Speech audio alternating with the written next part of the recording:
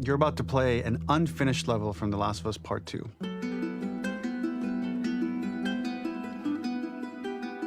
The reason we added this section is there are a few sequences, and we picked the 3 of the best ones, that we cut from the game. You know, often we build a game that's much bigger than what ends up being the final product.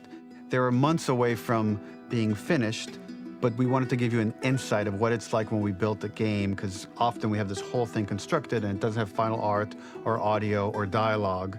And here you get to see the building blocks of what it's like when we first string a bunch of these levels together. This is the intro to the first deleted level, and this one is the roughest of the 3. We wanted to show more of how Jackson operates. So this is the festival where Ellie ultimately kisses Dina. This sequence would have come very late in the game as a flashback sequence while you're in the farm with Dina. And we wanted to show what is the rest of Jackson doing, and wanted to put on the stick, make it interactive. So you could see when you're outside, there are all these almost like carnival games that you can play. You could mix drinks, you could play with these kids that are playing a sort of clicker Marco Polo, sit down and listen to conversations. And all the different interactions were first or second pass, very, very early passes. The building blocks are there, but nothing is final. And ultimately, while we were very excited by this sequence, it's pretty fun and lighthearted. It just slowed things too much as we're barreling towards the end of the story at this point. So again, reminder, rough, missing audio, missing animation, missing gameplay tweaks, missing dialogue, but pretty representative of what it would have been. So enjoy.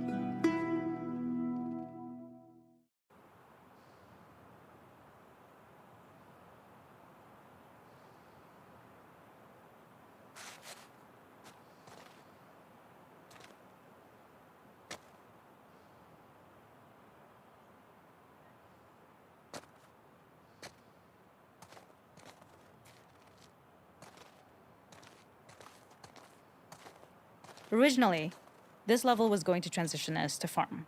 We would go all the way through to the dance, where Ellie and Dina share their first kiss.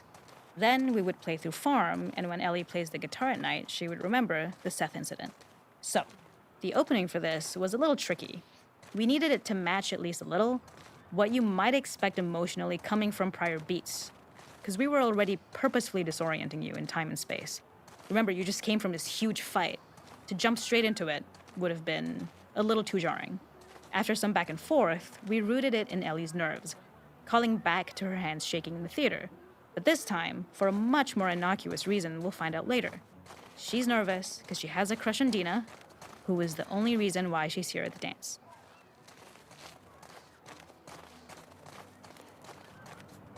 Something we really wanted to do was highlight the way their lives had turned upside down since she went down this path. We had this idea of recontextualizing all of our usual gameplay mechanics that were designed for really violent ends. The workbench, door bashes, throwable weapons, and even the infected, which is my personal favorite.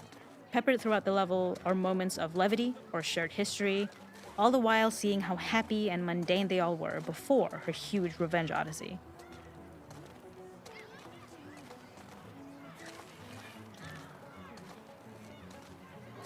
It is not a festival without one of these throwing games. This one, of course, uses our throwable system where you're often chucking explosive things or stunning things, but for a more wholesome purpose, although some people take this game really seriously. A fun aspect of this is if you did well, you could win a toy here. Ellie would place it in her pocket. If you had done this, you'd find the toy with JJ, the baby, later back at the farm. When we cut this, the toy made it through anyway because it was so cute. It is the same one you see on the tractor at the farm. Ollie the elephant. The makeup artist is pretty simple. It's one of those little in-game scenes we peppered in to make it feel like Ellie had roots in the town. Hallie, our writer, mentioned that in her mind, an ex-girlfriend of Ellie's tattooed her arm to cover up her scar. So we figured this might be the only time you get to see that. We wanted to hint at it and allude to it and make it feel like there had been so much more that had been happening and so much more that Ellie threw away.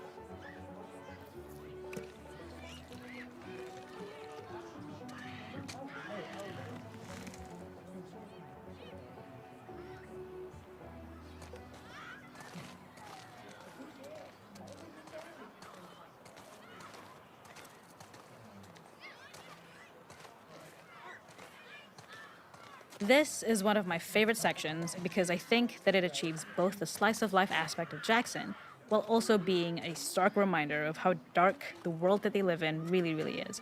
To attract attention and curiosity, one of the kids was supposed to make this adorable, messed up little clicker impression, and the others would giggle.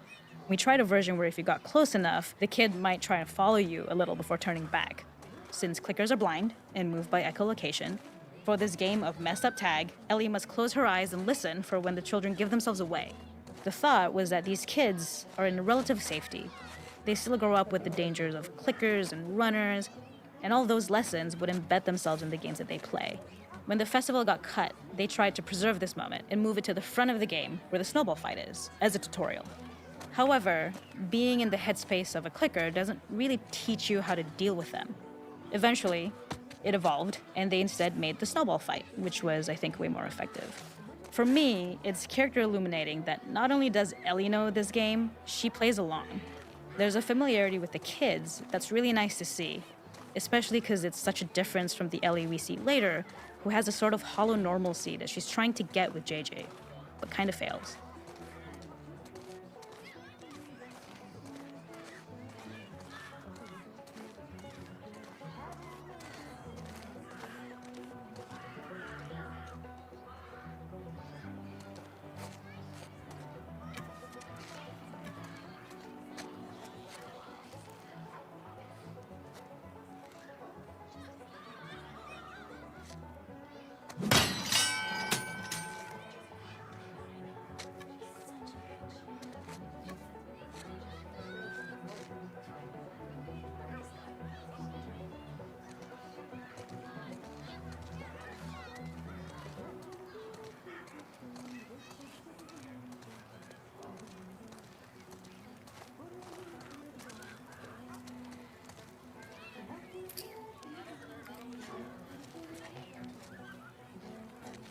We use our workbench a lot to make a lot of things that kill and maim and hurt people.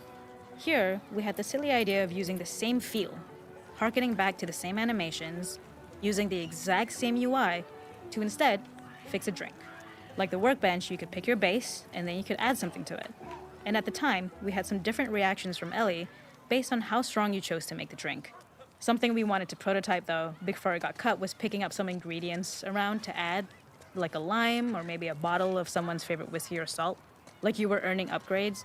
We also toyed with having Ellie carry around the drink you made and occasionally sip it, psyching herself up to go talk to Dina inside because she's nervous. It got too noodly though, because she would need to keep placing it somewhere before she did anything, so it would have ended up more trouble than it was worth.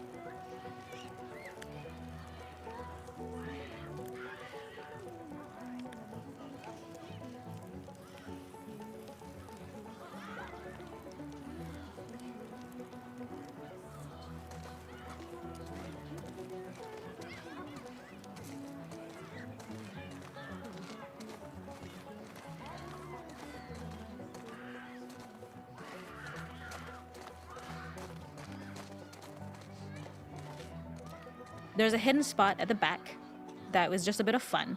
It was highlighting Jackson's normalcy with something we would find in a real world. In the back, you would find teenagers finding some alone time with each other in a dark corner of a party. It was rewarding the player for peeking into a hidden corner, but ultimately redirecting them back to the festival. We also had versions of them smoking weed here, despite Maria's consternation, probably having gotten it from Eugene.